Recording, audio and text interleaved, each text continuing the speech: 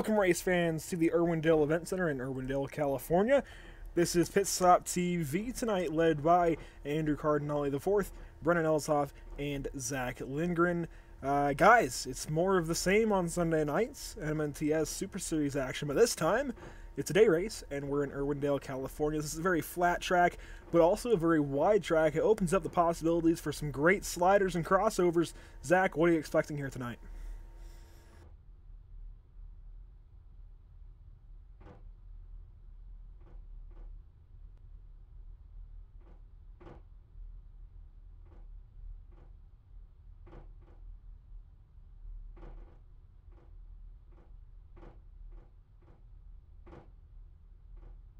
Yeah, I mean, these guys will be on top of each other and on top of the wall all night long. The preferred line here at Irwindale is right up on the wall. It's almost like Darlington, but also very different at the same time. So, really the only similarity to Darlington is that you're up on the wall all race long. Yeah, you can try and dip onto the bottom line. You can try and look for grip. But, Brendan, it's really just not there, is it?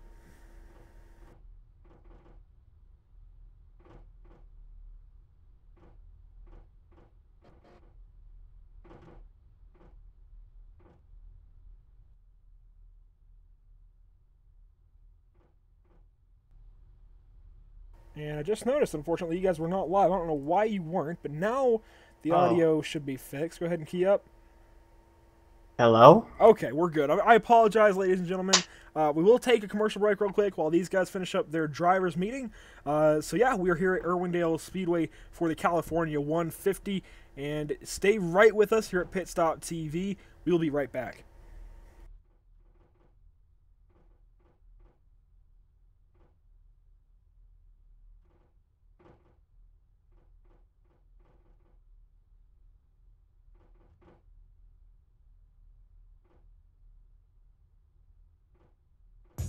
Simulated racing can be awesome, but it can also be kind of a free-for-all. Interestingly, auto racing faced the same problem in its earlier days. Whether it was on the back roads, the beaches, or the city streets, the racing was fun. But there was always a certain level of chaos and danger, until some folks came along and put some order to all of this. Stuff like official racetracks, regulations about weight and equipment, and enforcement of standards. That's what gave us high-speed excitement, fast-paced action, and photo finishes. That's when racing became racing. The guys over at iRacing.com have made the same transformation in the world of sim racing. Sure, they've got the most accurate tracks and realistic cars out there, but that's just the start. See, iRacing analyzes the performance and results of each driver in every race, so you can be sure you're always placed in races where the competition will be tight, and that those reckless drivers who ruin it for us all are kept in the pits. Not to mention that with over 45,000 active members already in their vast community, you can find races day and night, so you can always get in on the action. You can even join a league of your favorite series. And since updates are always automatic, you don't have to worry about software and can focus on the track. Zip up your fire suit and check out iRacing.com.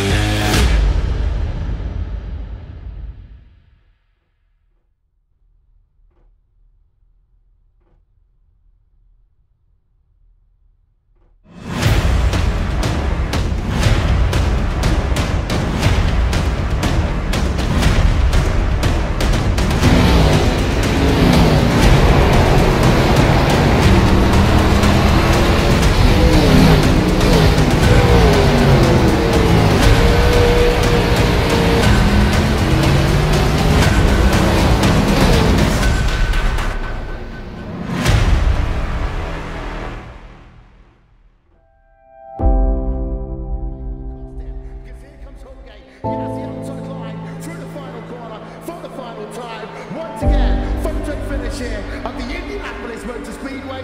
Will it be Tim Hogan? It's going to be Christopher DeMerritt at the line.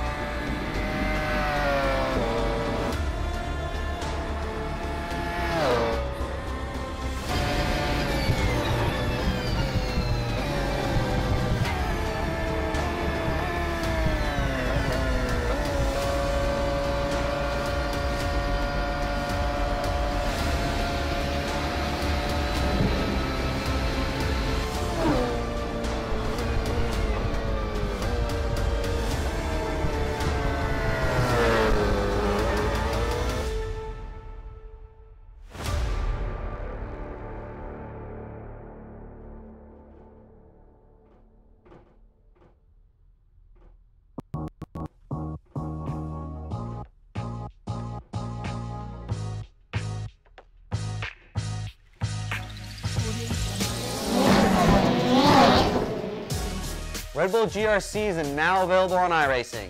I personally put my blood, sweat, and tears into this thing, developing the cars, the tracks, the dirt, making sure it is authentic as possible, and I really think you guys are going to love it.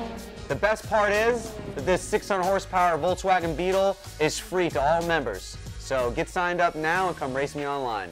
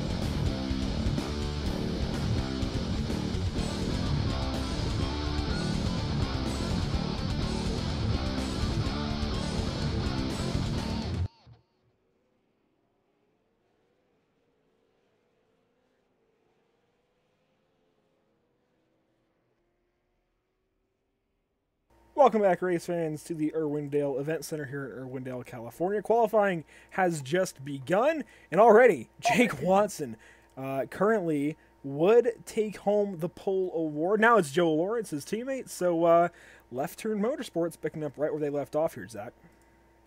Yeah, absolutely. These guys are two of the strongest people coming into this series. 2 weeks ago, when they first came in, they just absolutely dominated. I believe it was at the Bull Ring. Last week at Phoenix, Jake Watson battled with his teammate. I believe Joe Lawrence as well, again, dominating the race. Jake Watson would walk out victorious. So it's looking to be much of the same tonight, but we do have some new names in here that could possibly get up and possibly steal a win tonight. Yeah, there are a lot of very able cars in this field. Of course, you have to start off with the Left Turn Motorsports guys of Joe Lawrence, Jake Watson, Andrew Wooten, and more, both of the Lapsevich brothers. But then you also have Derek Robinson currently actually in third place, looking to maybe start up in the top three. Then you would go to Brandon Wilkinson currently in fourth, his teammate Devin Morgan in fifth. Those guys are a couple of newcomers to the series and to the NMNTS in general. Tyler Divinanzo in the seventh position, as actually Scott Eckrich, another one of the newcomers to the series, moves into third. Yeah, these guys seem to be really laying down some really fast times, but you mentioned Derek Robinson in the 818. He's been having a few rough weeks these past few weeks, but he's looking to turn it around tonight. He's really one of the favorites when it comes to these cars. He knows how to drive them. He just hasn't had the finishes or the finishes or the runs to show for it. But so far, he's put himself inside the top 5 already. Maybe he can mix it up with some of these guys. Yeah, and as we look further back through the field, a couple of other notables in the top 10 that we might not expect in qualifying would be Terry Mason, last year's Sunday night champion here in the NMNTS, Kelsey Rogers, as well as Blake Falone. So a couple of big names moving up. Even Kenny Yance is actually in 12th place, so a great qualifying run from him tonight. Michael Redding, actually, somebody who I expected would qualify further north, ends up qualifying 15th so far here tonight. What do you make of that, Brennan? I can't really tell you yet. I'm still loading into the session again. So. I believe Brandon had some technical difficulties before this one point.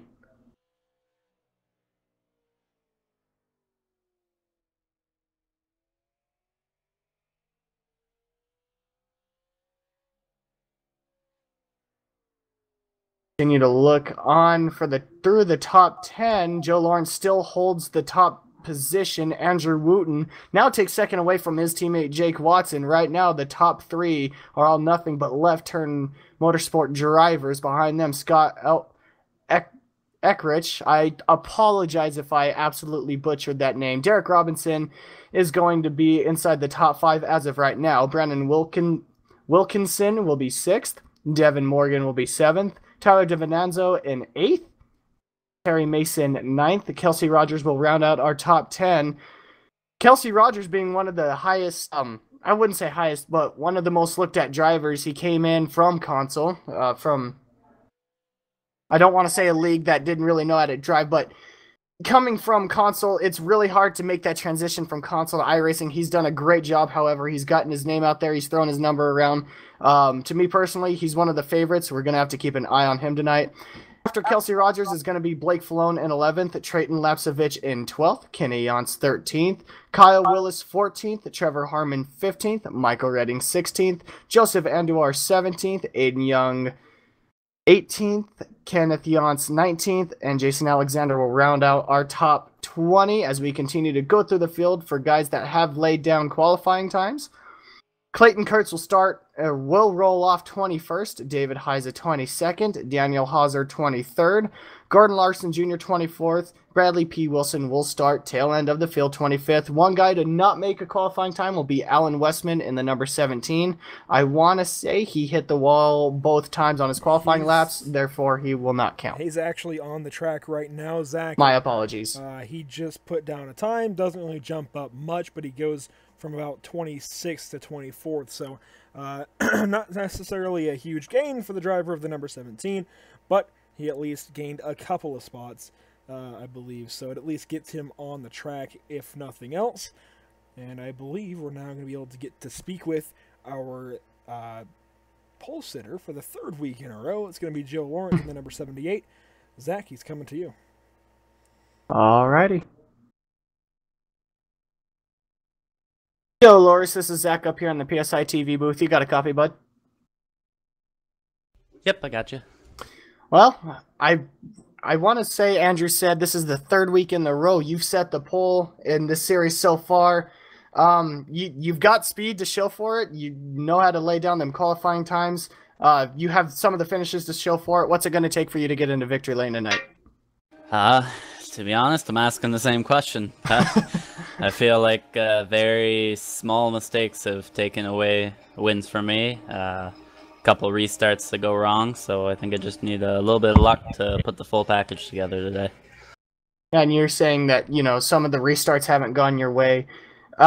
Which line would be the most preferred coming to a restart, coming out of a caution, especially going into turn 1? What do you feel like would be the most advantageous for the leader going into turn 1? I believe the outside's going to be the way to go here when you get to choose when you get to go. This first start, when everybody's got to go on green, it's going to be interesting. I think we're going to see a couple people dive it off into one, trying to slide up in front, but hopefully it's nice and safe and we can get going here. Heck yeah, buddy. Well, you and your teammates are going to start off 1, 2, 3. You said that you guys like to talk and strategize with each other before each race and during each race, but coming down towards it, it's pretty much every man for himself. Are you guys really working together on this one, or is this one just beforehands, just all to yourself, may the best driver win sort of thing? We work together the best we can. Obviously with these starts here, we've come to learn if we try to work together on initial greens, something bad usually happens. So it kind of at the beginning here, it's a free-for-all to get settled in line. Once we're settled in line, we kind of try to do our best to not hurt each other's races. I hear you, bud. Well, we hope the best for you tonight. Before we let you go, is there anybody you want to shout out? Any sponsors? Any names? Yeah, thanks. Ian Chassis, the whole team here. Jake Watson Design painted a new scheme today, so hopefully we can put that one in victory lane and have some fun tonight. Heck yeah, buddy. Well, we're wishing the best for you tonight. Hope to see you in victory lane. Before we let you go yet again, Andrew, Brennan, got anything for him? Not much other than congratulations on your 3rd straight pole award in the Pit Stop Super Series. Obviously, you have this figured out. You have this car figured out. So best of luck to you tonight. Thank you. Hopefully we can put on a show for you guys. All right, and I think that'll do it for our pole winner, Joe Lawrence, in the number 78 from Left Turn Motorsports. Once more, got to congratulate him on a heck of a run going out there and grabbing the pole. Zach, do you think that kind of sets him as the favorite to win?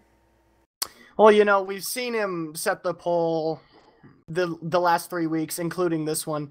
He's been so close every time so far. He's been competitive up in the front. He's battled with the leaders. Just at the end, like you said, small mistakes kind of cost him the race. Andrew Wooten to take home the first pole that he set. Jake Watson to take home the pole that he set last week. So I don't want to jinx him. He is one of the favorites. He is my pick to win tonight. I don't want to jinx him, but I do want to see the 78 get into victory lane tonight. It'd be really cool to see him finally do it after 3 consecutive poles.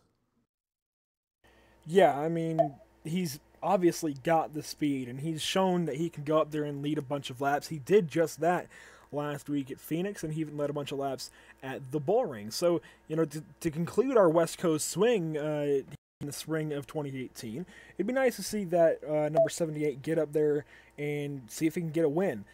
Before, we had, I believe, I'm not certain on this, but I believe we go to Martinsville next week, one of the toughest tracks to race at. It's super tight corners, and there's just almost nowhere to go if you're a driver at Martinsville. So I believe that's where we're going next week. I could be wrong, but if that is in fact where we're going, these guys have everything cut out for them.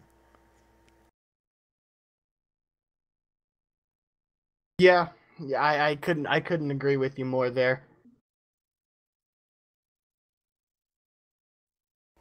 Well, I believe these guys should be rolling the session over to the race in just a moment, but we'll go ahead and flash your qualifying results on the screen now in case you didn't catch them across the top of your screen, so you can see the top 10 here.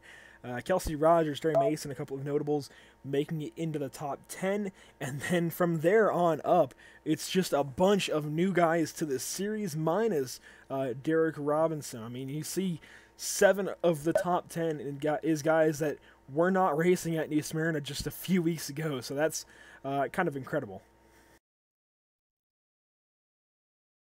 Yeah, I mean, these new guys really know how to drive these cars, really wheel them around. These cars are extremely tight, so it's really up to getting into the corners and getting that good run out, and these guys obviously know how to do it. They're already putting on a show, even in qualifying, taking the 7 of the top 10. These guys are just, they know how to drive these cars, especially at these really short tracks. And if you look further back, 11th through 20th, we've got guys like Blake Falone, Trayton Lapsovich, Kenny Yance, Kyle Willis, Trevor Harmon, and more. Jason Alexander even making the top 20, Aiden Young as well. Further on back, you've got 6 more cars to make a 26-car field. Bradley Wilson, actually the slowest of the bunch. That's kind of surprising to me.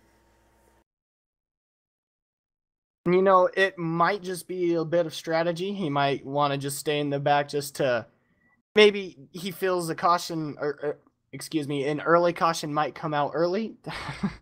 But I think in early caution, he's thinking he just wants to stay in the back, get through it quickly, and then try to work his way up through the field. But I don't think he wants to be involved in an early scuffle. No, definitely. You know, it's anytime you don't start in the pole or on the pole, or even outside pole, you want to just kind of be relaxed. You know, in the first half of the race, pretty much. And, you know, actually half of the race is a good thing to bring up because, Zach, we're going to see the halfway break rule and 1 set of tires rule come into effect here tonight. It's almost like stages in a normal NASCAR race, but it's going to be a bit different because, you know, I mean, these guys only have the one set of tires to work with tonight, and at a place like Irwindale where you're running the right sides off so much throughout the race because you're so high up the track and it's so hot and it's so hard to get grip. You know, we saw Michael Redding opt not to even come in and get tires last week. That bit him in the butt. I think it's going to be even worse here tonight. Yeah, it really will. I mean, tire conservation in this specific series is everything. If you know how to be fast yet conserve tires, you're going to be at the top of the boards very, very quickly. But if you're running gung ho, just breaking down the tires as quick as you can, it might bite you in the butt. If you know how to keep the speed, then you're in a really good position. If not, you're going to have to hang on until that midpoint to the only point where you could take tires. After that, you're going to have to conserve again until the end. And like we were talking last week, if you spin out, if you lock them up trying to stay out of a wreck, anything like that, you can't come in to take tires. No matter what, only at the halfway break, at the halfway caution is when you can come in and take tires. So these guys know they've got to keep it at the back of their minds while they're racing against each other and trying to run their own line, that they've got to conserve tires in order to make it to the end of this, should everything run smoothly. Definitely, Zach. And as pre-race concludes here, we'll wait on the race admins to get the race going. Do want to quickly shout out one of the main sponsors here at the NMNTS Super Series. That's going to be DiscountShopTowels.com. Check out DiscountShopTowels.com at their website. I don't think I have to say it a third time. But yeah, definitely check out Discount Shop Towels.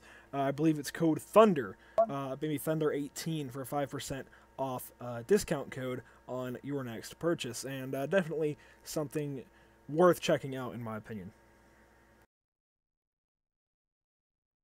Yeah, those guys put out a great product.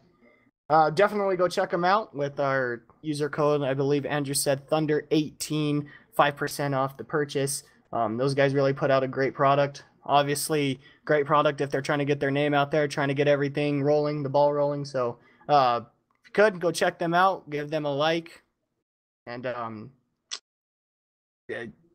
give a small business some business.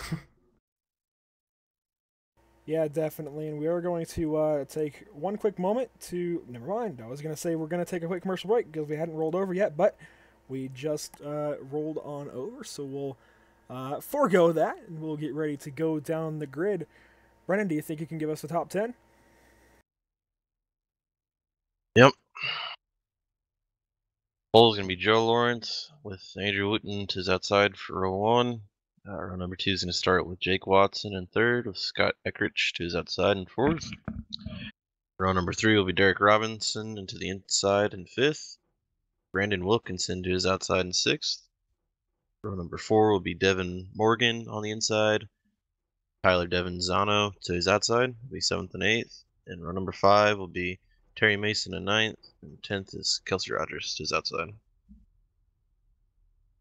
Starting in the 11th position. I apologize. Starting in the 11th position will be the number 14 of Blake Falone out of Tampa Bay, Florida. Drayton Lapsevich will start to his outside in the 44. Kenny Yance will start this race from the 13th position in the number 77 underfunded motorsports machine, with Kyle Willis in the Planet Fitness Chevrolet to his outside. Row number 8 will give us the 27 of Trevor Harmon out of Fort Mojave, Arizona, and Michael Redding out of Batesville, Arkansas in the number 2. Row number 9 will give us Joseph Andujar III and Aiden Young, followed up by Kenneth Yance and Jason Alexander, rounding out your top 20. Continuing off of the top 20, we've got Clayton Kurtz 21st, David Heise 22nd, Daniel Hauser would be 23rd, Alan Westman 24th, Jordan Larson will be 25th, and rounding out our whole field will be 26th, Bradley P. Wilson. Robbie is our admin for tonight. He is not competing in the race. And that will be your 26-car field tonight from Irwindale Event Center. And, this is a track that for the last few years has gone through quite a bit of limbo. It's gone through rumors of being shut down, and at one point it was going to be shut down, unfortunately, but a couple of brothers stepped in, made sure this track would not go away. So, even if it had gone away in real life, we would still have it on the iRacing service, but thankfully it is still around even, on the real side of things, so you can visit Irwindale Event Center, and it's certainly worth it.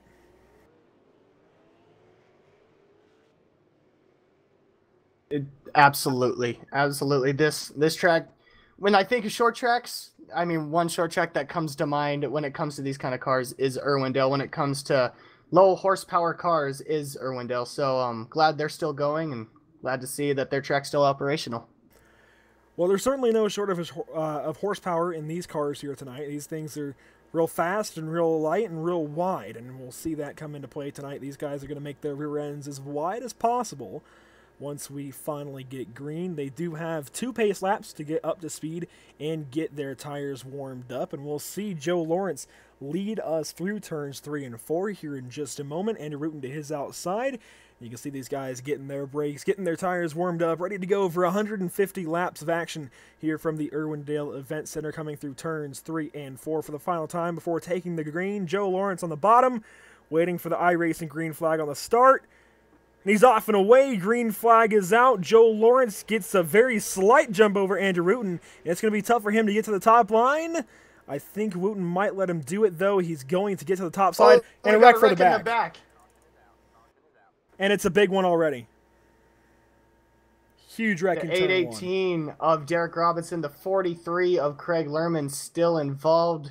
The 818 will take his car behind the wall so far.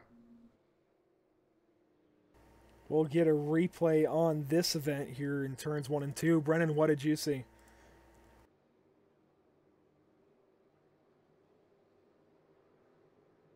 Well, kind of getting back for it. I wasn't quite looking back where that was at.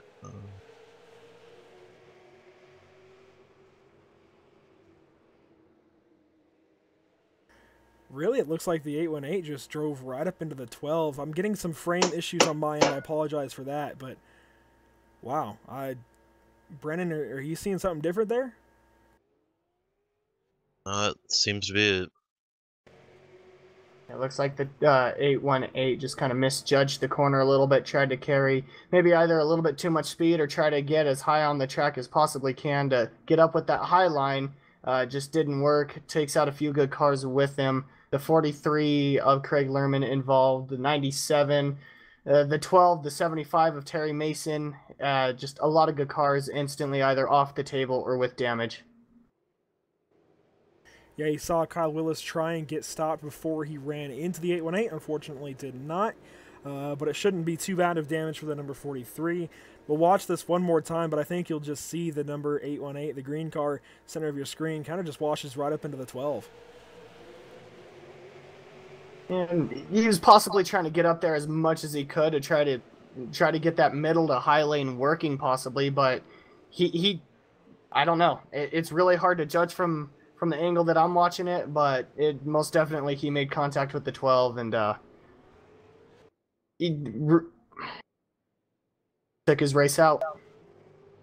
Yeah, I mean, you don't want to talk bad about a driver because obviously they're in the driver's seat and we're in the booth, but you know, you can't have that kind of thing happen on lap one. It's lap one of 150, and there's so many good cars just wadded up already, and a lot of newcomers maybe not getting the impression that we want them to get of the series. So certainly by no means intentional, but still, you know, it really sucks to have that happen on lap one of 150, Brennan.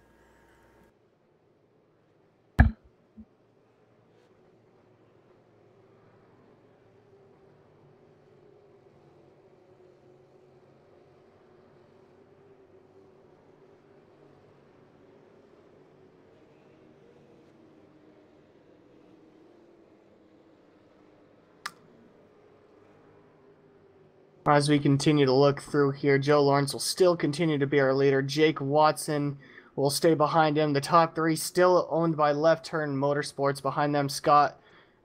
Again, Eckrich, I apologize if I just absolutely butchered that name.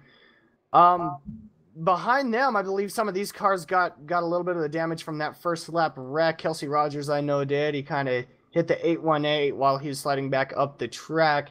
Everyone else looks clean so far. Blake Falone starting 11th, now up to 7th. Everyone that was in front kind of falling to the back. Everyone who's in the back kind of filtering their way up to the front. Just the product of that wreck so far, as we are green now. Yeah, I kind of missed the start there, but Joe Lawrence off to a pretty decent lead already through turns 3 and 4.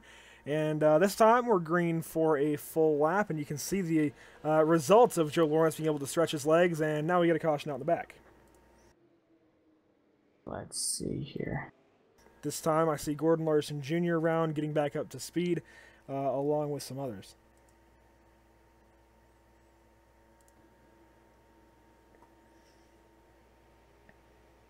The 5 car of Jason Alexander taking blame.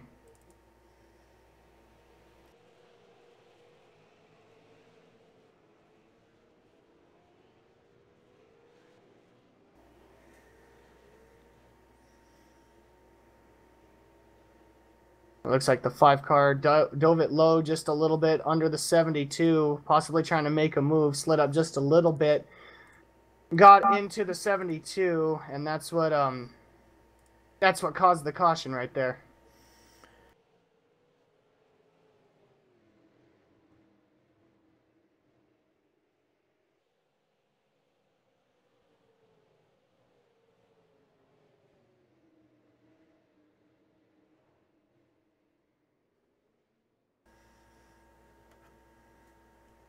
Other cars also involved look to be 72 of Kenneth Yance involved in that caution, the 97 yet again, the 82 of Daniel Hauser. Again, not having the week or the start to this race that he wanted. He's been having a few off weeks these past few weeks, but trying to get that whole thing turned around. So far, Derek Robinson involved in that first caution has yet to come back out onto the track. He is the only 1 laps down, 9 laps down.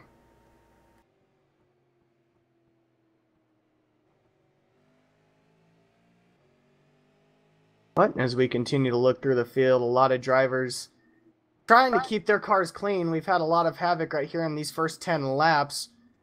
But, you know, it's the product of this track. We've got a lot of drivers here trying to make moves on a track that's very tight, but it's also very wide. So I feel like it's just the product of this track. As soon as these drivers get a hang of it, we'll see some green flag runs. But race control is getting on them, wanting them to settle down. And I believe we're coming to one to go this time by. I believe we're going to go double file. And as we do not get the signal yet from the pace car, yeah, I mean, these guys, they are putting 26 cars on one small and very flat and very hard to drive racetrack, but at the same time, you know, practice is for finding those limits in the car, finding the limits in what you can do with it and how you can race people. So, you know, obviously the start of the race will have its issues, and that's just part of it, and, you know, we see a lot of the same issues come up again towards the end of the race, but at the same time, the practice, or I guess practice is for, again, finding the limits in the car so that you know what you can and can't do when you go into a race. Unfortunately, it looks like maybe these guys didn't get enough practice time, and granted, it is not necessarily the most to work with. You do have to figure out your car in about 35-40 minutes of time, but, you know, it's race time, it's go time, and we have a long haul, 150 laps, and there's a lot of tore up cars already. But coming through turns 3 and 4, Joe Lawrence restarting from the first position once more. It's his call, and he restarts. Andrew Wooten doesn't get a jump behind him, and the 78 has to maintain that lane all the way into turn 1 almost. The 56 falls into second place, and 3 wide behind him. Third. Yeah, I apologize for stepping over you there, Andrew. The 3 wide there with the 112, the 4, and the 70. Andrew Wooten, Devin Morgan, and Scott Eckrich. I, again, apologize if I'm butchering that name. So far, we're keeping it green. We're keeping it clean so far. A little bit of a further back. There's a cluster here for about 7th, 8th, 9th. We're starting to get 43 out in the 5. 43 and the 5. Caution's out. Another one involving both Kyle Willis and Jason Alexander will, of course, get a replay provided to you by IRTVO. Watch for the purple and yellow number 43. I think he actually got into the 82 of Daniel Hauser, and it was just on from there.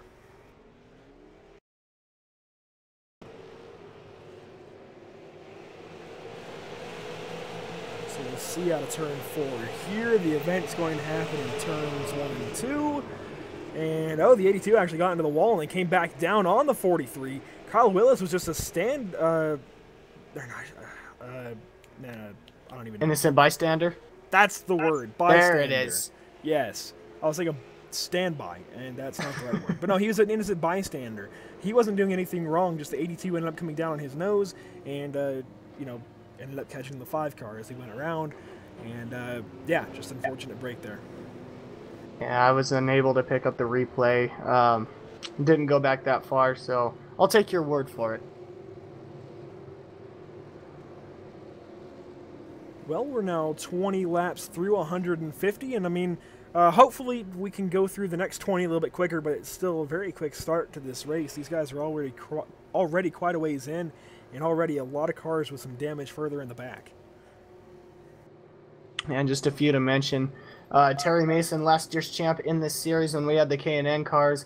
He likes to really keep it slow. He doesn't really push anything, already starting off with some damage. I believe he's going to stay in the back for right now, just to kind of see how his car sorts out, how the damage is, sort everything out, and try to put himself back up into a race contending position. But as of right now, he's mired back in the 18th, 17th position now. Well, as we watch this caution go by, we're going to bring in the driver of the number 27, Trevor Harmon. Trevor Harmon, this is Andrew Cardinale in the PSI TV booth. Do you have a copy? 10-4, sir. I got you. Well, Trevor, we've seen a bit of a slow start to this race, but it's in kind of home territory for you being from the Southwest. What's your plan as we get going green here in a couple of laps? Actually, make it... Or no, okay, you have one more lap, sorry. I'm ahead of myself. But yeah, what's your plan going forward in the next 150? I'm just trying to stay out of trouble, just run my laps, and see what we can do with this 27 machine here. I mean, he's looking pretty good. 3 cautions in the books already, and that number 27 is still nice and clean. No dents to it yet. What do you think is the name of the game moving forward? Saving tires is going to be the biggest thing here. Once we get all these little, first race precautions out of the way, I think we'll be all right once we go green. Sounds good. Well, as you guys are doubling up, ready to go for the restart, do you want to shout out anyone? I just want to say thanks to my team, Riot, all the WFO guys. Thanks for all the help, and let's go win a race. Sounds good. We'll move you back down. Thanks for your time. Again, that was Trevor Harmon as we get ready for the restart. Joe Lawrence back on the bottom side in front of his teammate Andrew Wooten. Oh, actually, Wooten gets into him. A huge bobble out of turn 4, and it's going to be Jake Watson taking over the number 1 spot. Another one of their teammates. A big mistake on that restart from Andrew Wooten. And he said little mistakes cost him races right now. That little mistake, possibly from the 4 as well, shoved him from first all the way to second. Again, 3 wide there for third there for a little bit. These guys are pretty much on top of each other. The 70 using that low line will not make it work. These guys back here in third still double file. One heck of a busy restart here from Irwindale. You saw it right on the restart. Big contact. It's up to the leader to choose when he wants to restart the race. And I think Andrew Wooten just anticipated it a little too much and just went really early, pounded into the back end of his Left Turn Motorsports teammate. And now you see Jake Watson, Joe Lawrence starting to go at it. Joe Lawrence trying to work the bottom side. First time all night we'd see a battle for the lead. Joe Lawrence trying to work almost the apron of the racetrack. And he's trying to use every single little bit of the track that he can, and will not use it this time. The 112 below the white line, trying to get everything that he can. Will not stay next to the 78, was right next to him there for a little bit. But these guys using everything that they can on the bottom side to try to rival that outside. But right now, the outside, right next to the wall, is just the place to be. Yeah, and I think we'll see that continue all night long. It's Irwindale, it's flat, and there's a little bit more banking at the top side than the bottom. It's just like Lucas Oil Raceway, also known as Indianapolis Raceway Park, and it's the same thing there. It's a very flat racetrack, very wide sweeping corners, but you have to stay at the top side of the track to have any sort of speed. Right now, Andrew Wooten kind of learned that on the restart. He got stuck on the bottom, and here comes Scott Eckricher on the top side. Andrew Wooten probably going to lose that 4th spot. He barely defends it, cuts the nose off on the 70 there just a little bit to try to maintain that position. We actually have a change for the lead. The 78 is able to slide jump his teammate in the 56. Jake Watson put Joe Lawrence right back into the lead. Joe Lawrence makes the first pass for the lead all night, possibly one of the only ones we'll see. It's hard to pass here at Irwindale Event Center, but you can see the 78 made it work pretty nicely, and I think we're wrecking in the back. Looking back here, they saved it. We stayed green. It looks like one of them was the 13 of Joseph Anduar. Not seeing too much damage on him. He does have some right side damage. We can go back and take a look, see what happened here. Well, I certainly wouldn't say they necessarily saved it. We saw the 14 and the 44 go around, but we will get a quick replay on what happened here. It was Blake Falone and I believe Trayton Lapsevich. So again, we'll go back and see what happens between these two. Blake Falone in the 14, the center of your screen, and makes a little bit of contact with Lapsevich, and they just go around. Luckily enough, they were able to stay out of everyone's way, stay out of the inside wall. That will send them towards the back of the pack, however, but they don't really have any damage on their cars, it doesn't look like.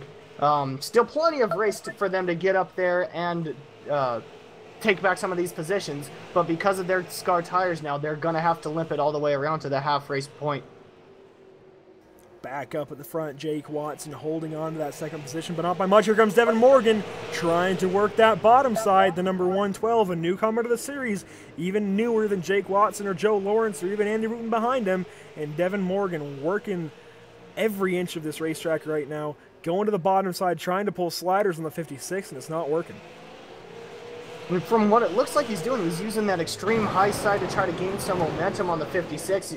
He's trying to use that quicker car, try to get up to the 56. We do have a smoker here on the bottom. I believe he's pulling off. It looked like the 5 of Jason Alexander, but he's using that momentum on the high side, getting all the way down to the bottom to try to keep that momentum. Just the high side is just prevailing. It's way too powerful right now. And I think we'll see that happen all night long. You might be able to get one spot or two right off of a restart, and you see the 112 doing it again. I'm not sure if it's going to work. It's not. He's going to have to fall right back into third place. Further back, Aiden Young right now trying to stay ahead of Trevor Harmon. Looks like he's going to do so pretty well. Just going to try and go through some of the field. Brandon Wilkinson battling with David Heisa. These guys were pretty much right on top of each other, door banging side by side. The 12 finally outlasted the 711 right there. Looks like he will fight back on the low line. We'll stick with him coming out of the corner. We got ourselves a battle for 9th here, excuse me. David Heisa doing a great job of working that bottom side, less banking, but it's not hurting the 711 car. He's being very, very careful, and actually he's going to complete the pass right there, go right by the 12. Here comes the crossover, can't make it happen, but he's going to try it anyways. He gets to the inside, going to throw it into turns 1 and 2, no contact. The 711 going to power up on the top side, barely keeps his nose up there. And right now, these guys are really figuring out a way to maneuver that middle line. So far, a few passes made just between these two on that middle line. The 12 will get right by the 711 yet again, dropping him a position down to 10th. But, I mean, these guys are really starting to experiment with different lines so far. And now we look on from the onboard of Bradley Wilson in the 51 car. Wilkin Hancock's on the hood of that machine. He's right behind Alan Westman, who's right behind David Heisa, who's right behind and battling with Brandon Wilkinson, one of the newcomers to the series. And you can see it's kind of calmed down for the moment, but Bradley Wilson had a pretty good show for that one. I wouldn't say a good show from where he was sitting. The first few cautions probably got everyone's nerves a little riled. Probably seeing that battle kind of got him a little bit of sweat going on, probably. Further back, Joseph Andujar now working on the 77 of Kenny Yance. Kenny Yance putting on a pretty good performance so far tonight within the top 15, and that's exactly what he has to do. He just has to get into a groove this season and figure out exactly the limits of each car, each track. And he's a newcomer to iRacing, a newcomer to this series, and right now it's a learning period for him. He's doing exactly what he has to do in that number 77. And it's really, like you said, it's really what he needs to do, even though he doesn't have the numbers to show for it. I mean, those are good numbers. Coming into a new league, you've got to really prove your worth, not get into too many wrecks, too many incidents. He's doing exactly that right now, racing hard with the 13 of Joseph Andujar. But, I mean, he's just got to stay consistent, and the more and more he really works at it, the quicker and quicker he is going to be. Further back, just looking for more battles on the racetrack, Kyle Willis following up Kenneth Yance.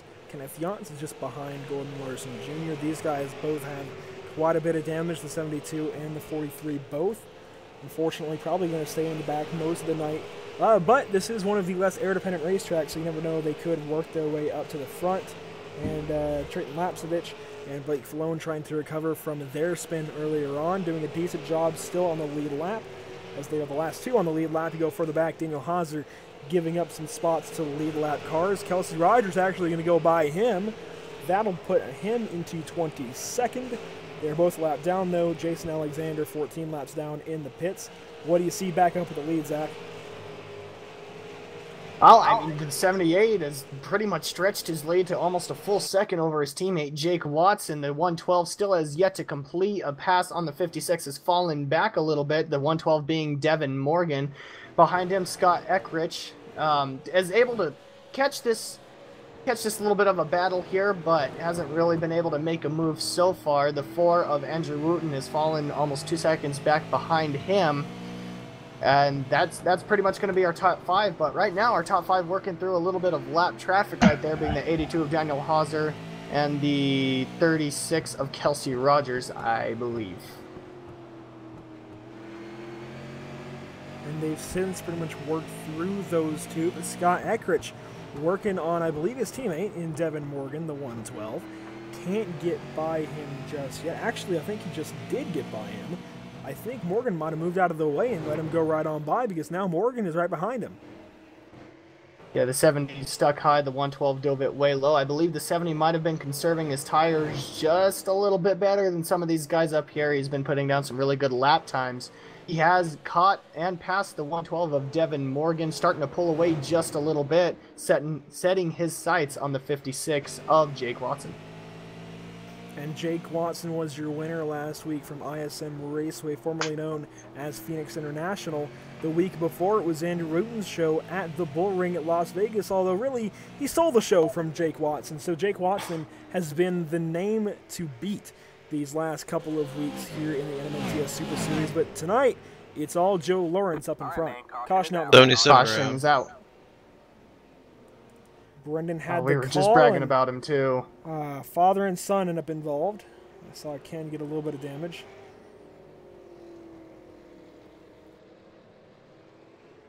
Ooh. We'll get the replay provided by IRTVO. And we'll see what happens to Kenny Yance. Brendan, what did you see from your point of view? I didn't catch who it was, but somebody just kind of cleaned house on him, unfortunately. Back it up. It was a 13 with initial contact, and oh man, just Clayton Kurtz pounded right into him. That was a couple of really hard hits. I think the 8's done. Wow, that was a really hard hit.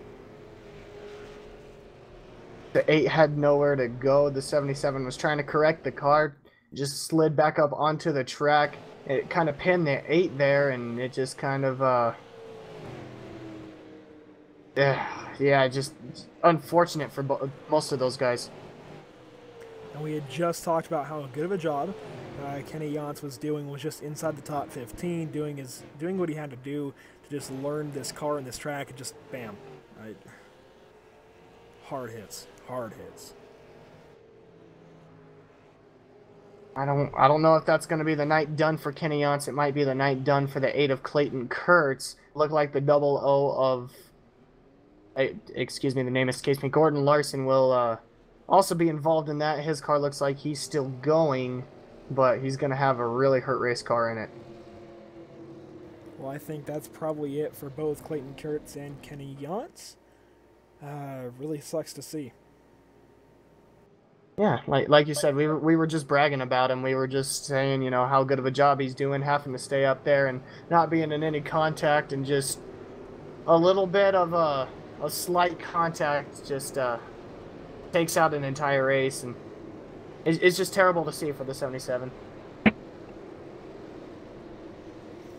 Real quick, Thomas Bertram, if you're still out in the chat, message the page. We can get talking about it.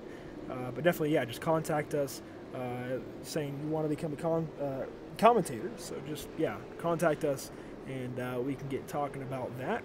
I don't really see too much activity out in the chat. I'll check YouTube, though.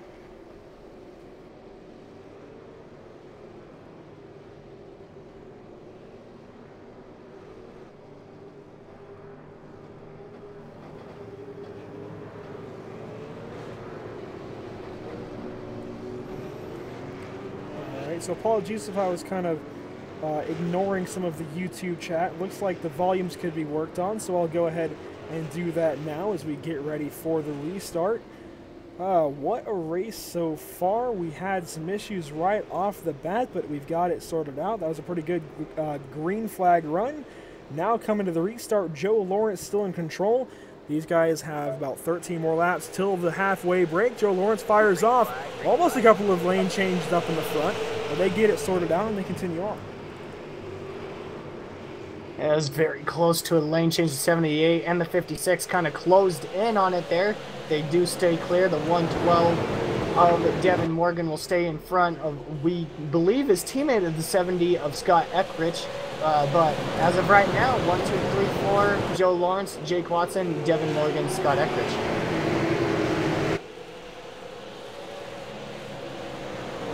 Joe Lawrence leading this train of cars around the Irwindale Speedway.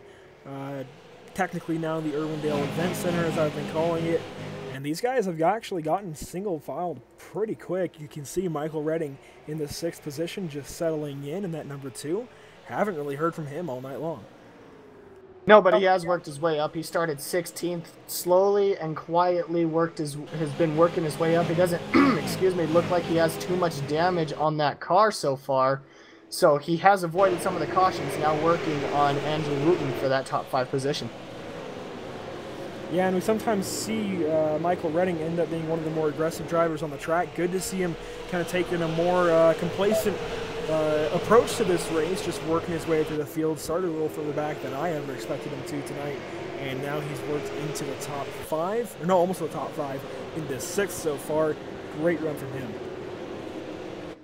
Oh yeah, absolutely. As we continue to look through the field here a little bit, we got a jumble of cars, the 9 of Aiden Young, 12 of Brandon Wilkins, 7, 11 of David Heiza, 17 of Alan Westman, and the 27 now joining in that fight. These guys are really right on top of each other, running extremely close, trying to get every little advantage that they can. Right now, that high side for this group is not really prevailing. It looks like that middle line might be coming in just a little bit here. We spoke with Trevor Harmon just a bit ago. He's entering this battle trying to get by Alan Westman. Meanwhile, Brandon Wilkinson pulls away from this battle. David Heiss is going to pass Aiden Young. Aiden Young doesn't really have a whole lot of speed on that top side right now. No, like I was saying, you know, this middle line might be starting to come in on that restart. I was kind of still noticing it right now as the 112 pulls a slider in front of the 56. Will cross him over, complete the crossover up front. But the 78 isn't really running the high line. He's running right there in the middle and then launching himself off of the corner.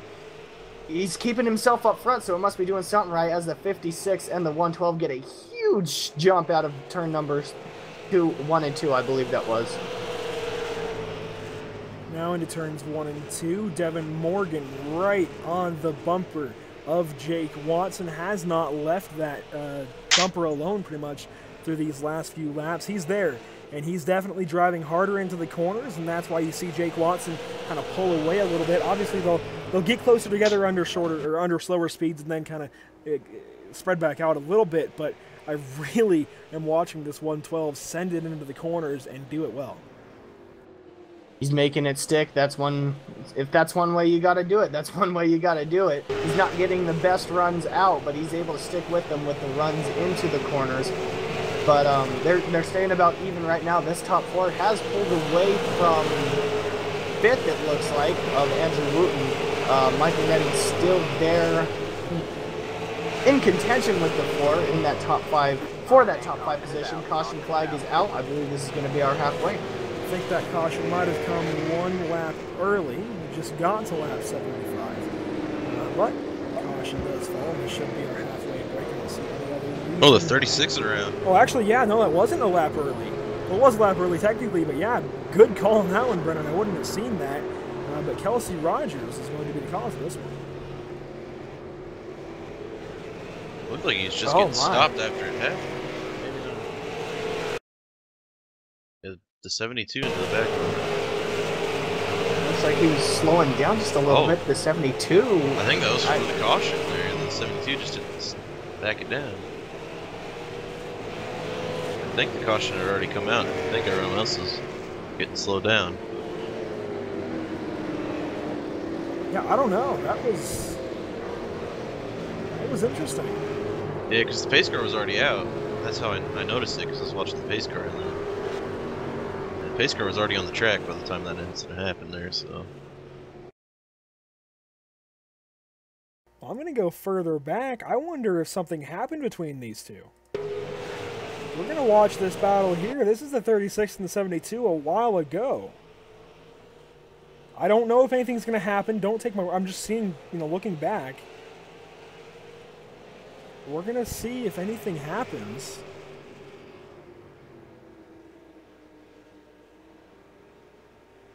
Lap 69, a little bit of contact made. Yeah, I don't know if the 36 was trying to wall it for the caution and the 72 didn't, maybe, but I don't know how to make of that. Yeah, there's some contact. Oh, on yeah, lap there was. 69, lap 3. There So definitely was. maybe been a result from that. Well, the field did just come through the Discount Shop Towels pit road. Unfortunately, we didn't really get to focus on that, but as Kelsey Rogers comes down, we'll get their logo on the screen. Again, discountshoptowels.com. If you enter promo code Thunder18, you can get 5% off your next purchase from discountshoptowels.com. Got to thank them for being great partners of the NMNTS Racing Series, and most notably the Super Series here on Sunday nights. But guys, that was something else on that caution. Yeah, I don't really know what to make of that. I want to believe that it was because of the caution. One was trying to slow up, and another one still trying to get every position. But I don't know what to make of it. I'm gonna have to say that probably resulted from that incident a little bit earlier. Obviously, we don't know 100% what happened on there, but Ken already backed it out, and he's already done for the night. So I don't know. Yeah, it's really bizarre for sure to see that happen. I really don't know how to call that. I really don't know. But we are getting ready for the restart. Actually, pace car lights just came back on. We were getting ready to go green. I'm not sure what happened, but I see a couple of cars with zeros in their speed. I don't think it was any of them. Oh, actually, Alan Westman might have gone around. He might have just been going slow. I really don't know, but there were slow cars that had to have caused it.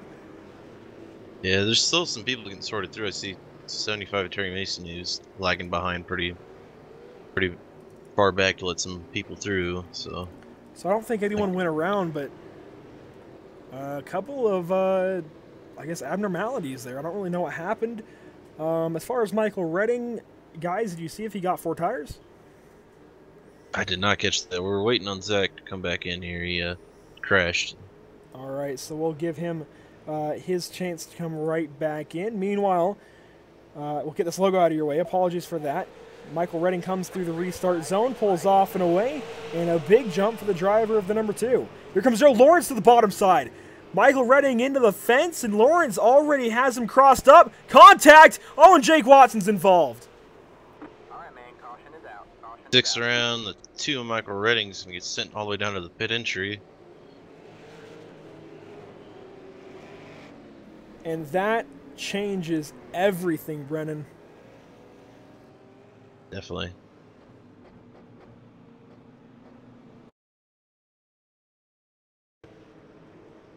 You saw there was a little bit of contact from the driver of the 78, Joe Lawrence, into the number 2 in turn 2, but you have to wonder what happened after that. Yeah. Well, even coming up to the start, the 2 and the 78 were beating on each other's doors there. So I don't know if something was maybe said over voice chat we couldn't hear it or couldn't hear or what, but tumultuous restart here after the halfway break. You have to wonder if maybe the 2 didn't take 4 tires, and sometimes drivers will have just that first, I guess, impulse of a reaction to call them out on it.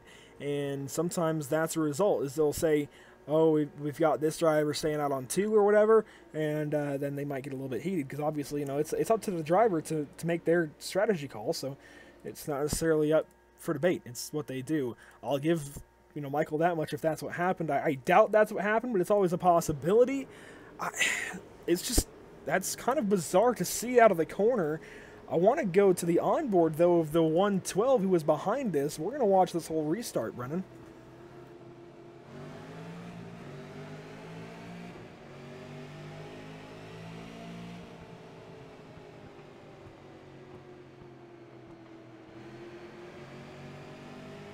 You can see they kind of just washed up into each other. I don't think you can say the 78 came up any more than the 2 came down. I think they kind of just hit each other out of turn 2, and the 2 was the driver on the worst end of that stick.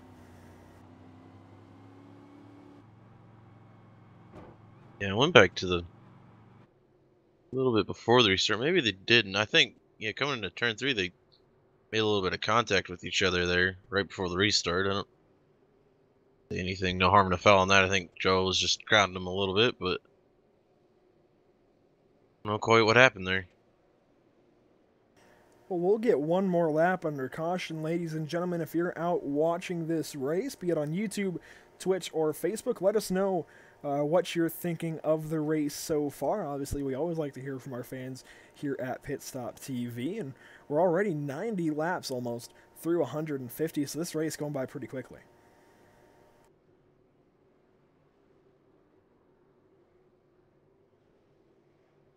And of Definitely. course, oh, go ahead. I was just saying, definitely, you know, half mile, pretty quick lap times around here, and you know, only 150 laps of it. Even with the cautions we've had, that's still going to be a fairly quick race. Yeah, definitely. Any short track is going to be a quick race normally, unless it's some 500 laps. But do you want to mention real quick before we restart? Pit Stop TV is a great way to advertise your new business. So if you're interested in getting your business on the air, let us know, and we will get it worked out. Coming to the green flag, Joe Lawrence is in control of the restart. He has his teammate Andrew Wooten to the outside. They both go at the same time. You have to wonder if they're in a TeamSpeak channel counting each other down. They fire off at the same time. Here comes Scott Eckrich to the bottom side, trying to make something happen. Andrew Wooten lets his teammate in on the top side. Oh, the 44 and the 12, big contact. 44 on his roof. Holy cow. 44, Trayton Lapsovich. Big hit. And that's not the first time we've seen the 44 go around tonight. Obviously a rough night for Lapsovich. If he just went over on his roof, we'll get a replay. Big time netcode there. Holy cow. They were side by side and it acting like it. He hit him around the bumper. I don't quite know what happened there. Well, we're getting our replay up, presented by IRTVO. Again, watch the number 44 here, center of your screen. Yeah, Brennan Wilkinson washed up into him. He had the blink and then the net code, and wow, heck of a wreck. You'll see Rogers just gonna stop it right in front of him, too. So for those of you who might not be as familiar with iRacing connection issues, basically what we saw there was the number 12 of Wilkinson on the bottom side had a bit of an impurity in his connection. He blinked. What that means is his car temporarily disappeared, then came right back, and that indicates a bit of a lag spike. Now, the reason we saw the 44 and the 12 make contact is because iRacing's hitboxes sometimes expand when there's a bit of a lag spike going on between any couple of cars. So basically the sim registered the 12 and the 44 making contact with their hitboxes, even though visually we saw them as being completely fine. So it's just impurities in the connection, bit of a lag spike. I do want to go ahead and get to talk with another driver, though, since we have the chance. And we're going to go ahead and bring in Andrew Wooten.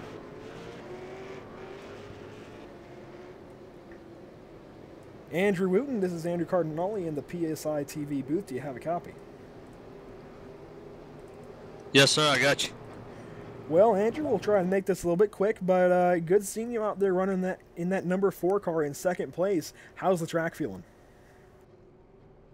It's a little tight, you know, but we been trying to fill the car out the whole race right there. Fell back before that competition caution, and just trying to find the rhythm, man.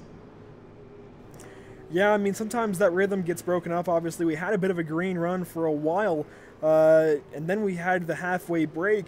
How is that kind of impacting you guys now as you're trying to get back into a green run rhythm? We're here, man. We just gotta keep it here. Sounds good. Well, we saw a bit of an incident between you and your teammate a few restarts back earlier on in the race. What happened between you and Joe Lawrence? That was completely on me. I just got in the throttle a little too early, so but we got her straightened out. Yeah, we definitely saw the 78 almost go around. It was pretty wild, but we'll give you a chance real quick to shout anyone out if you'd like. Just all my teammates, man. Just I couldn't do it without them. Sounds good. Well, thank you for your time, Andrew. We'll get you moved back down there with said teammates, and best of luck in this race. And that was Andrew Wooten in the number 4. Brennan, they're coming to you for the restart. Ready? Joe Lawrence again. Andrew Wooten to his outside. They get a jump at the same time. Andrew Wooten maybe a little bit before Joe Lawrence there. Joe Lawrence at the line is going to have the position. Don't think they'll say anything about that. Now, as long as the leader isn't beat to the line, it's generally completely legal. Ekrich all the way down to the grass on the bottom of the racetrack, comes right back up. Yeah. Wow, that's some ballsy racing, I'd say. No, he got a little help from Devin Morgan there, a little bump set him down there, so good job holding on to it to keep it. As we watch Andrew Rutan trying to figure out how to get by his teammate, also maybe just trying to stay complacent. Not really sure, but we'll see what happens through the next almost 50 laps. We saw the 112 actually get the fence a little bit in 1 and 2. And Andrew Rutan did just mention these cars are tight. You have to wonder if they're going to start hitting that wall more and more. It definitely, especially with the line as high as it is up there, it's really hard to kind of judge your throttle and brake and to get it just right. It's pretty easy to screw it up. See Devin Morgan now, they're going to like to dive it way down there as well with the 70 of Scott Eckridge. Now Wilkinson goes to the inside of Morgan, going to keep Morgan from going all the way down to the bottom of the racetrack. Wilkinson in the Kirkwood number 12 trying to make something happen. Morgan gets right back around him on the top side. Now Wilkinson goes to the top trying to make ground up. It's not going to happen, but Eckridge making ground on the leaders. Morgan so far, 56 going to give 12 a little bit of bump there. Not really too much of harm, no foul there. Just had to give the position up. Scott Eckridge will take second place. Didn't clear Andrew Wooten, but he made room for himself. We'll see if Wooten can get back to his outside out of 2. He's not going to make it happen. A shot down the back straightaway. Making sure he knows that he didn't appreciate that. Now a shot in the corner. Andrew Wooten gets that 70 sideways. He's definitely showing where his nose is now. He's really been in that rear bumper here. Yeah, Andrew Wooten making sure that Scott Eckridge knows exactly what his front bumper looks like, giving him a mirror full of it. But you have to wonder if maybe Scott Eckridge's teammates will rebound on that, maybe rough up the 4 car into turns 1 and 2. Might have done at that time. I'm not sure if contact was made between Devin Morgan and the 4 or not, but here comes Devin Morgan to the bottom side. Almost contact there. Maybe just a little bit. They're definitely racing each other hard there. Now he's going to get into him. He definitely was going for the back end of the 4 there. A little bit of a lag spike. They didn't make too much contact. He was definitely going for the back end of the 4. Yeah, don't know if race controls maybe come in a little bit yet. Tell him to pipe it down a little bit. Oh, he's going to spin him! This time. Yep. They gather it back up, but I don't think Jake Watson's going to let the 112 get away with dumping his teammate. They're lucky they kept that one green. Andrew Wooten going to give his teammate some room. I will say these guys do have a feud from other series. We don't have any really references on it. We just know these two teams definitely race each other pretty hard. Watson gets into the back of the 112. Got a little bit of the race control there, giving out a warning to the 112. Yeah, the 112 definitely gassed up when they had that lag spike, because you could see the 112 surge forward, get inside of the 4's rear bumper. And I just want to mention, as I was watching these guys, what's 56 double, Brendan? 112. That's interesting. Okay. So, I don't know. Kind of interesting. Just a random little thing that I noticed. My mind works in mysterious ways, but further forward, Scott Eckridge, all the way down to the bottom of the track, and he is definitely, I think, the most active driver when it comes to using the very bottom of the speedway right now. Yeah, so we're working up towards some live traffic here. Let's see. They navigate that. Eckridge not going to be able to go down low like he wants there. Still a pretty good drive off, though.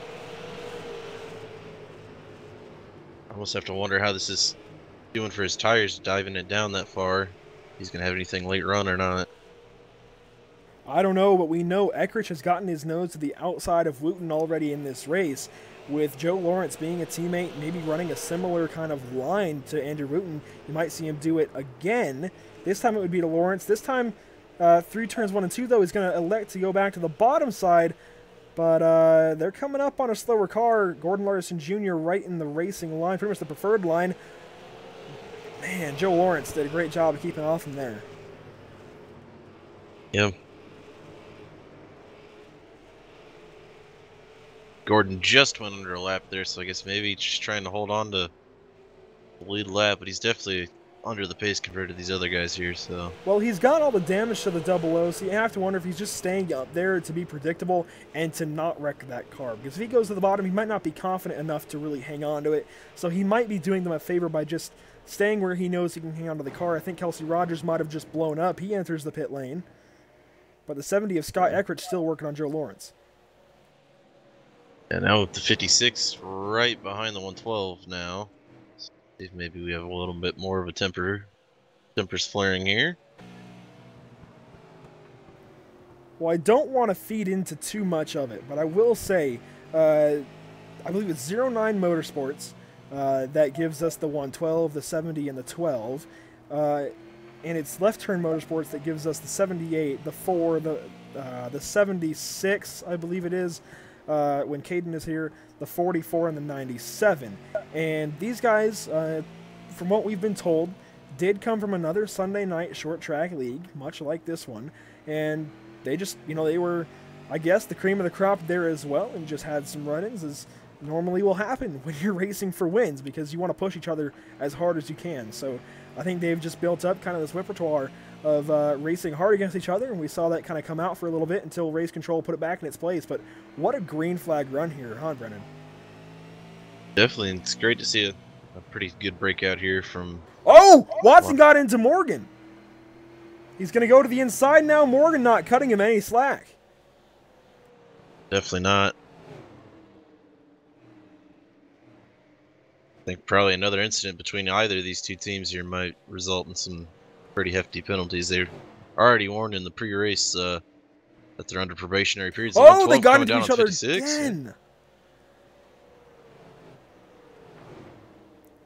You have to wonder how this is going to affect the race for the win, because, I mean, they're all intertwined and they all know what's going on with each other.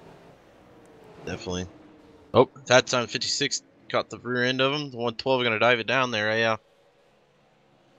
He saved it. What a heck of a drive from Devin Morgan to keep a hold of that race car. We don't really have the time for a replay just because it's all happening so quickly, but you have to wonder if maybe there was a little bit of netcode involved there. I don't recall seeing contact, but I could be just completely wrong. Just have to wonder, have to keep it in the back of your mind. Obviously, the drivers aren't going to do that, though. The drivers are going to assume that it happened with intent. Yeah, warning handed out from Race Control for the 56 there. Race Control's not very happy with this going on right now. They're moved for the lead, though, up ahead. We'll focus on that. Scott Eckridge down to the inside of Joe Lawrence, trying to make the pass. Hasn't completed it just yet. They draw side-by-side a drag race down the back straightaway. They're still side-by-side out of 4. Even at the line. That time it was Eckridge who led that lap. Joe Lawrence fighting back.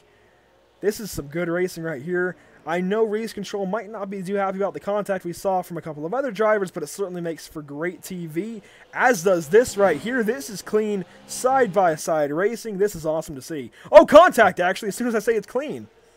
Yeah, a little bump there. I don't think, no harm, no foul on that one. I don't think that was anything intentional there. But you have to wonder what Joe Lawrence will think of that, because you know there was the contact further back with the 112, the 56, and the 4, and now he just got moved out of the way, and you know he's going to see that in his eyes as he just got completely doored. And you know it's heat of the moment. It happens. It's part of short track racing, so we'll have to see how the 78 reacts to that.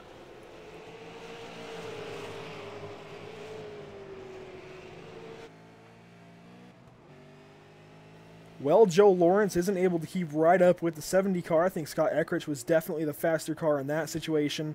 I think these guys are actually downshifting, which is really interesting to me.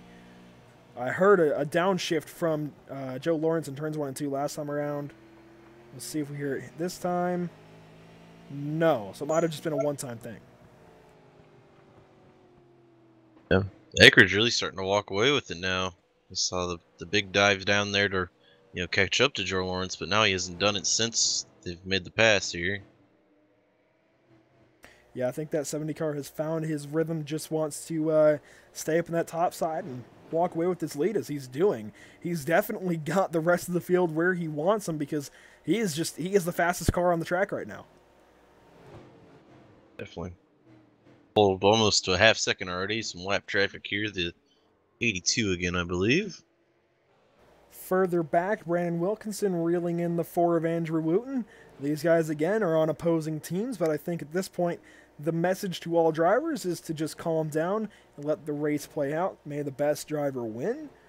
Further back, Blake Falone in 7th place. We saw him with a bit of a spill earlier with Trayton Lapsevich making a great comeback right now in the 14. David Heiza in 8th, battling with Aiden Young and Michael Redding. And Alan Westman.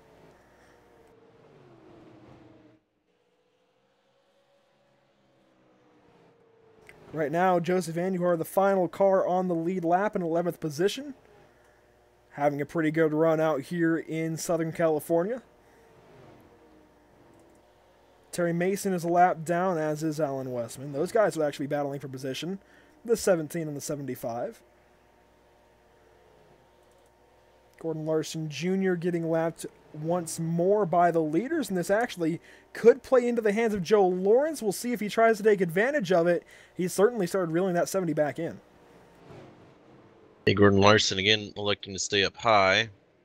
That, as we mentioned, trying to be predictable. That allowed Joe Lawrence, though, to dive on the inside and make a good move to catch up. Right on the bumper here. Let's see if anything comes of it. Meanwhile, Devin Morgan has caught right up to Jake Watson. You have to wonder if anything will happen here once we get into the latter stages of these last few laps. 15 to go, coming to 14 to go. Bit of a dive from the 112 that time, but I think that was just to clear the double O. Yeah.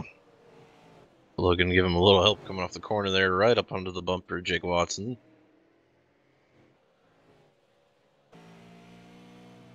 Meanwhile, Scott Eckert starting to gap the 78 car of Joe Lawrence once more,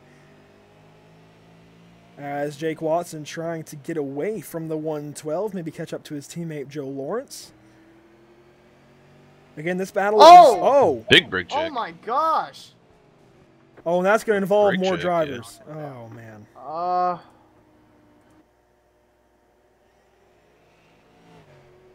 We'll get a look back at this. Yeah, that was a brake check. Definitely there.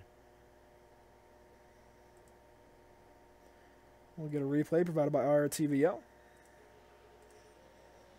And just watch the 70 card, center of your screen. We'll see it here for the first time finally. We saw the smoke and we saw cars stopping, but we didn't see the lead up on the stream yet, so we'll get that now out of turn 2. Got loose and yeah, just stopped. I almost want to say as part of his wheel, maybe a technical malfunction on his end, possibly. Let's hope for that. Yeah. Let's hope that's what that was, Yeah. but it just... It looked like something else, especially with the, It looked like there may have been some words exchanged over the chat. I don't know if you guys have that open or not, but... I mean, as somebody who can't have the chat on because, we're calling the race, and so since it's coming from my computer, we can't have that coming bleeding over our voices, but since we can't have that up, I don't hear what happens. It almost looks to me like there was something said between the 78 and the 70. Now you see Joe Lawrence going to have to come down the pit lane. He ran up in the front all night long. If not leading, he was second place, and now he's going to have to come in and get repairs made. 70 did key over saying his wheel had an issue. Okay, so then we'll hope that's what it was. Obviously, there could be underlying meanings, but we'll hope that's what it was. We'll give him the benefit of the doubt, but you have to wonder, right? With what we saw, you have to keep that in the back of your mind as a possibility. But that's what we'll go with. We'll definitely go with the 70 having the issue because that's what it looked like to me. And you know what? We even saw that in a race that I called for LSRTV right before this. We saw a driver come out of turn 4, everything locked down. Their pedals locked up, their wheel locked to the left, they spun around, and they couldn't get going. So it could be the exact same thing. It's not outside the realm of possibilities. So we'll hope that's what it was. We'll hope that it wasn't anything more as these guys get ready to restart. Definitely unfortunate. That has kind of come to terms as being an excuse for things, unfortunately. But, you know, hopefully, as you mentioned, that's just all it was. Do you believe we can go around one more time? Yeah, we should be coming to the 1-to-go signal, coming to the restart. This time, Jake Watson going to have a chance to go back-to-back. But you know what? I see an Andrew Wooten and a Brandon Wilkinson within striking distance of the leaders. The interesting thing, too, is all these guys are going to be bunched up again, so let's see. Yeah, with just 6 laps to go, that's a great call, Brennan. These guys are all on top of each other, and we'll have to see what happens because it's certainly likely at this point that we see a little bit of bumpers thrown. Maybe some chrome horn action. I certainly hope everybody polished theirs before the race. Jake Watson coming through turns 3 and 4. He's off and away already. A big restart. And you can't make lane changes. They allow that to the bottom side if you're on the bottom, but if you're on the top, you can't move low. We'll see how race control calls that. Here comes Devin Morgan. Oh! Into the back of Jake Watson. He's going to go lower. Everybody's fighting for the bottom of the racetrack. Oh, Andrew Wooten goes around. The 56 blows up. Yep. Stay green, though, for now. We're on the 112. Andrew Wooten within striking distance of Devin Morgan trying to get there. Can't do it there. 4 laps to go. Jake Watson's race is over. Brandon Wilkinson also within striking distance of the 4. Wooten tags the wall down the back straightaway. Try it this time, not quite on Devin Morgan. Blake Falone into 4th. Oh, caution out the back. That's going to end the race. Devin Morgan should be your winner.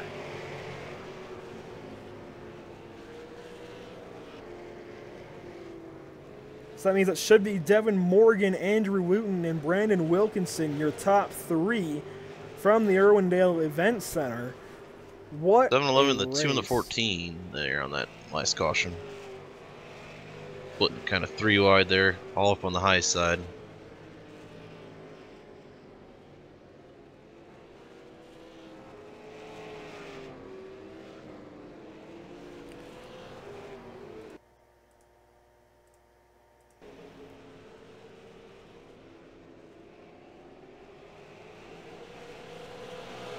This race tonight's going to end with 10 cars on the lead lap.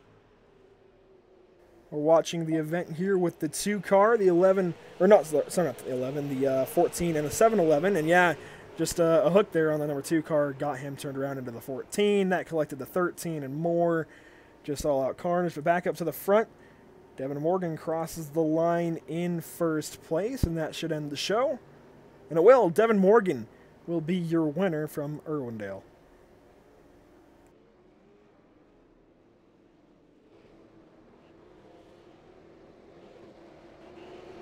What a race, guys. Just what a race. Definitely. I probably may preface that these are going to be probably unofficial results here. Some of the stuff that went on, I don't know if any calls will be made about that.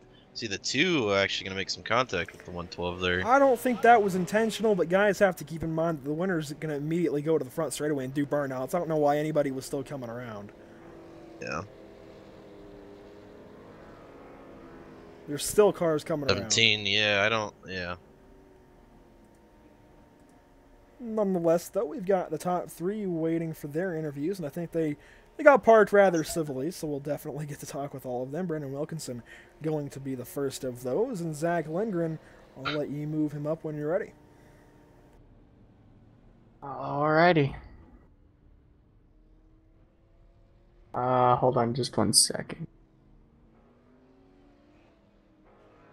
Oh, there he is. I apologize. Brendan Wilkinson, this is Zach Lindgren up here in the PSI TV booth. You got a copy? Yeah, bud, I got you. Well, buddy, we talked about you a little bit during the race. You were staying pretty consistent, had a good battle going with the 7-Eleven there at the middle part of the race.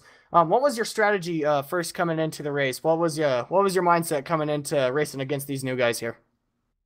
I don't know. We got turned in the first corner, and I don't know if there was an issue on his end or whatever, but we were able to rebound from that, so that was good. After that happened, our strategy was just trying to get in the top 5 or top 10, and that would have been a good day to just go home with our first start in the top 10. But things fell into place. It was fun racing. It was definitely short track racing. There were a lot of tempers. But when you get two fast teams, two very competitive teams like this, it's what's going to happen. Yeah, I gotta agree with you there, bud. We were taking a look at that first lap incident and just looked like the driver below you. He was trying to get all the track that he could, just maybe misjudged it just a little bit, got into, and like you were saying, just tempers at a short track. Just gonna happen when it comes to two fast teams like this. It's not unusual. We don't really like to see the tempers happen.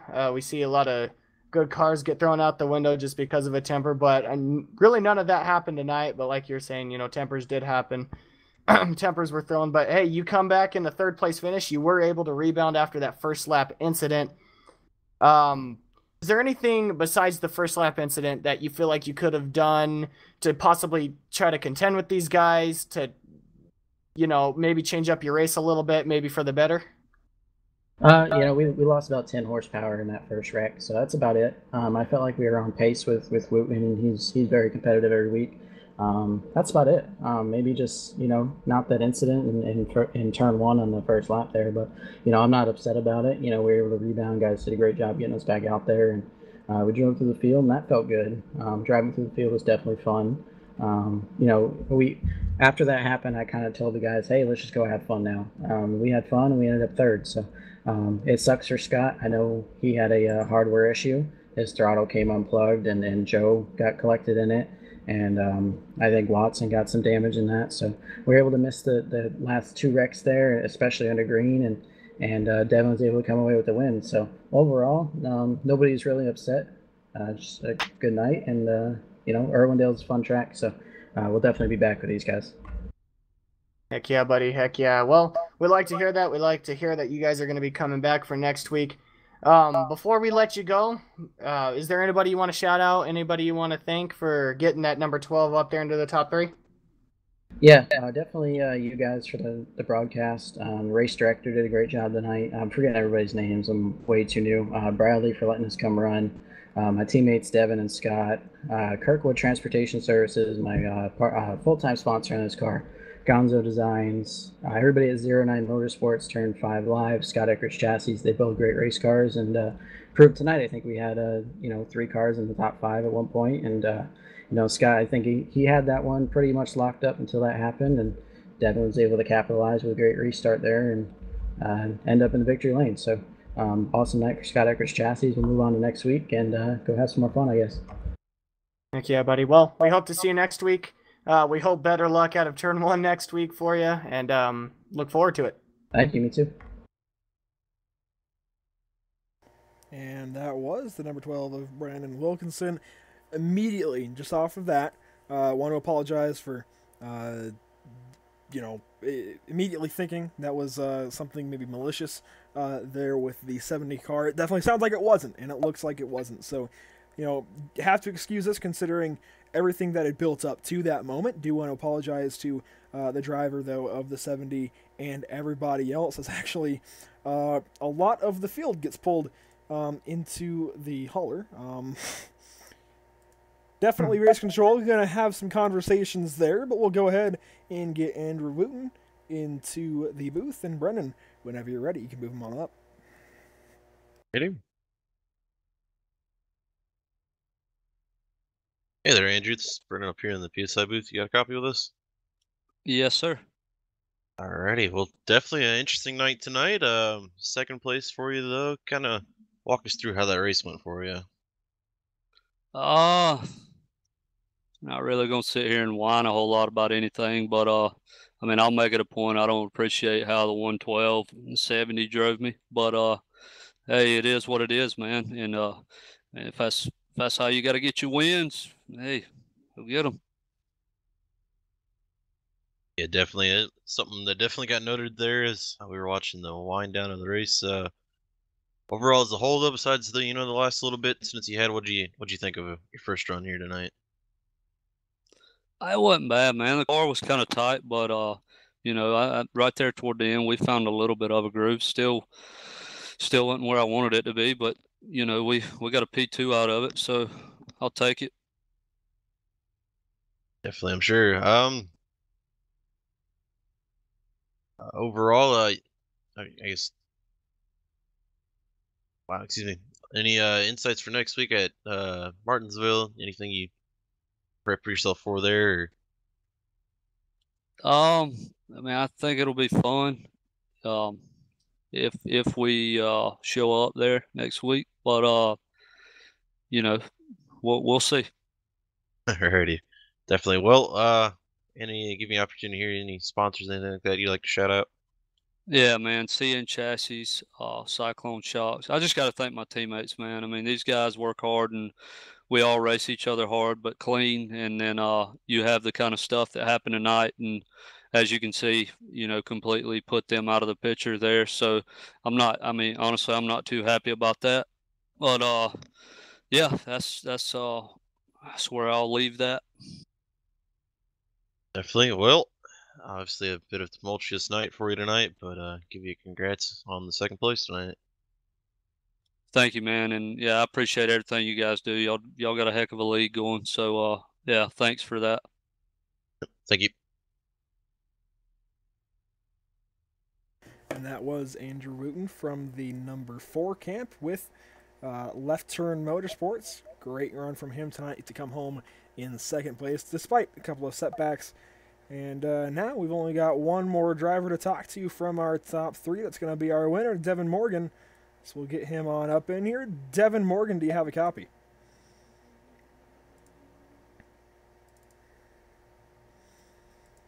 One more time, Devin Morgan, this is Andrew Cardinale in the Pit Stop TV booth. Do you have a copy?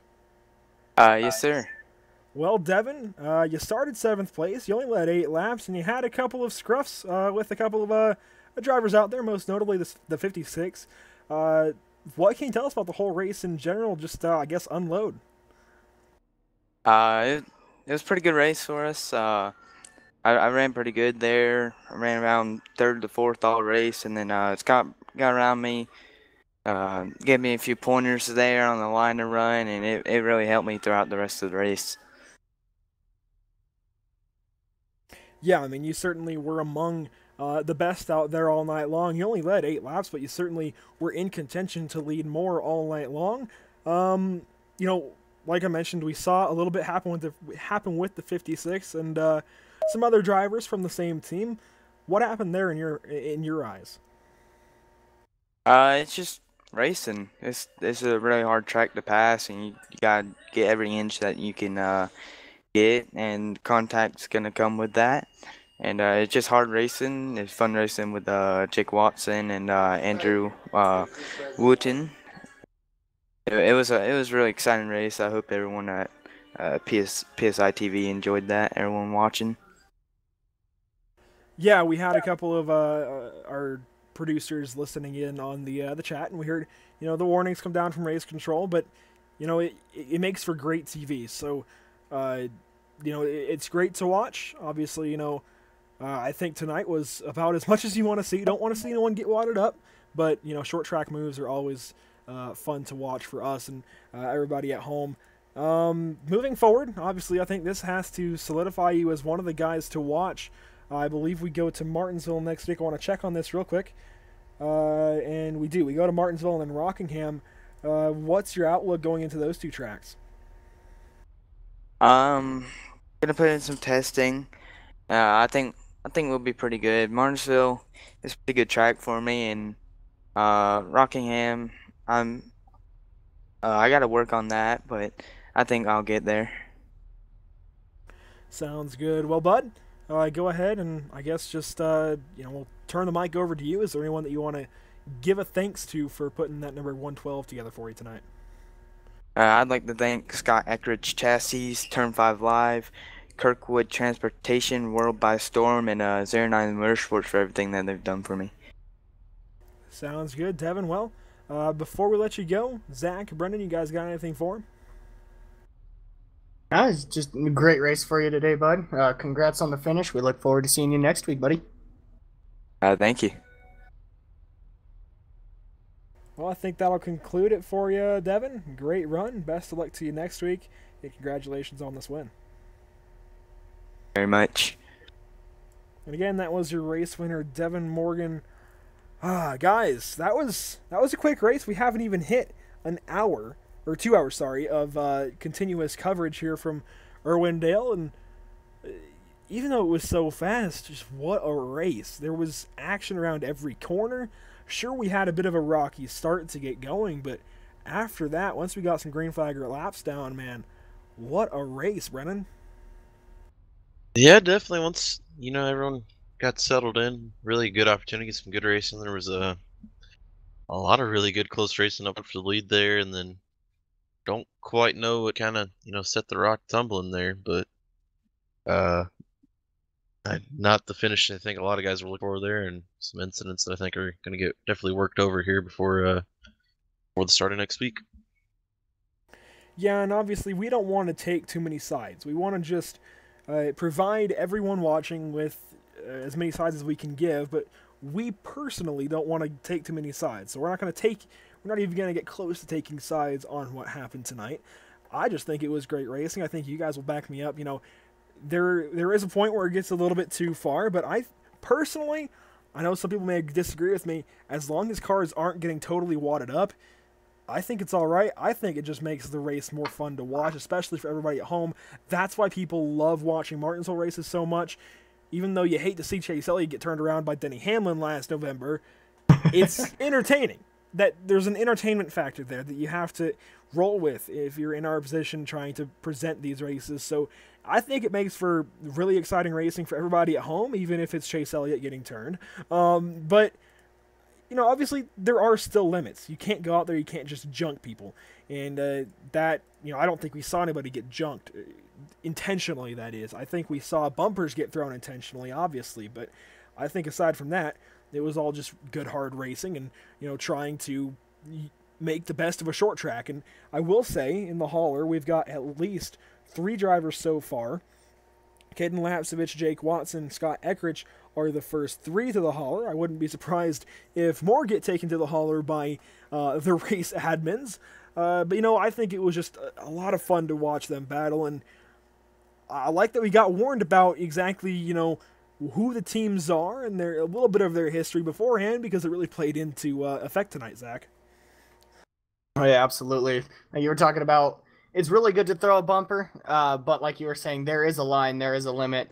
Throwing the bumper, getting to the back end of someone is pretty much the way to go at short tracks like this. But as soon as you get inside of someone, you start landing on their left or right rear. That's when the line has to be drawn. I think that's what some of the guys up in the hauler are talking about right now. We enjoyed the racing, that kind of thing. But good thing we got led on to that little bit of a rivalry here. But I'm just looking forward to next week at Martinsville. If Irwindale was exciting, can't wait for Martinsville, buddy. Yeah, I mean, Martinsville is only going to escalate everything we saw tonight. Hopefully, I'm going to say this now before we even get close to Martinsville, Virginia, hopefully nobody gets all out wrecked. That's the big thing going to a place like Martinsville, because it's so easy to get into somebody there and immediately spin them out. And we don't want to see that. We just want to see good hard racing. If doors get thrown, bumpers and doors get thrown. That's short track racing. It happens from time to time. It's just part of it. But I think you guys will back me up. Hopefully nobody gets turned around and all out dumped.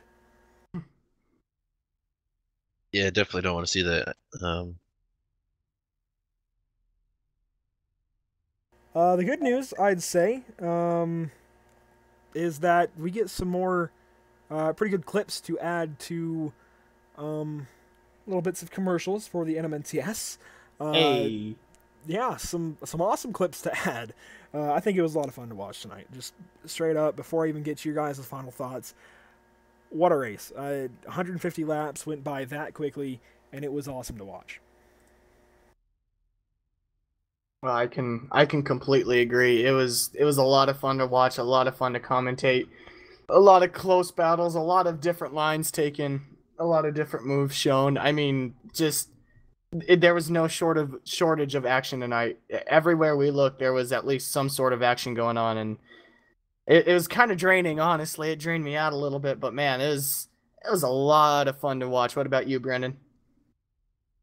Yeah, I have to agree. Just kind of hit back on the same stuff I mentioned. Just it was really fun, and once we got the early cautions figured out, good, good long clean battle there for the green flag, and then like I said, I don't quite know what got the rock tumbling there, but not quite the finish I think a lot of people were looking for there.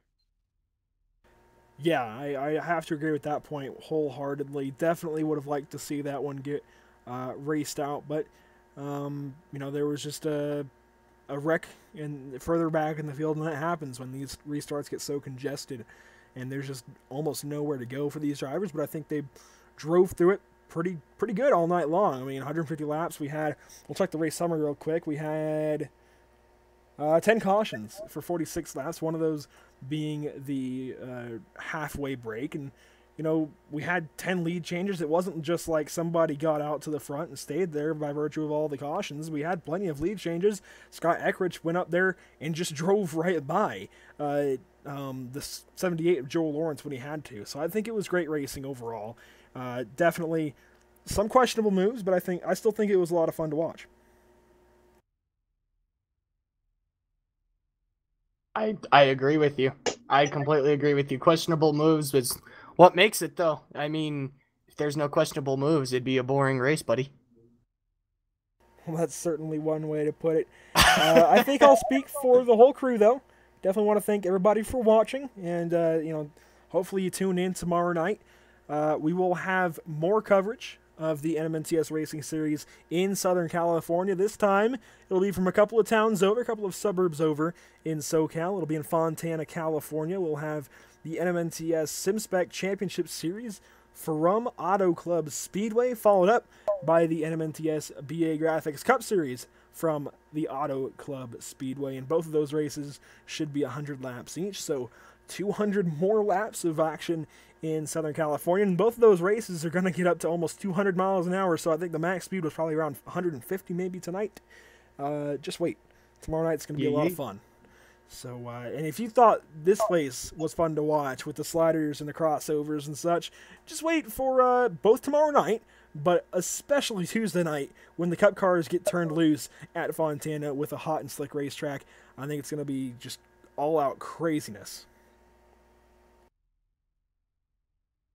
With that said, though, let's quickly go through the results. Your top 10 going to be led by the number 112 of Devin Morgan. Andy Rutan going to finish in second place. Brandon Wilkinson in third. Aiden Young comes home in fourth place. What a quiet night from him.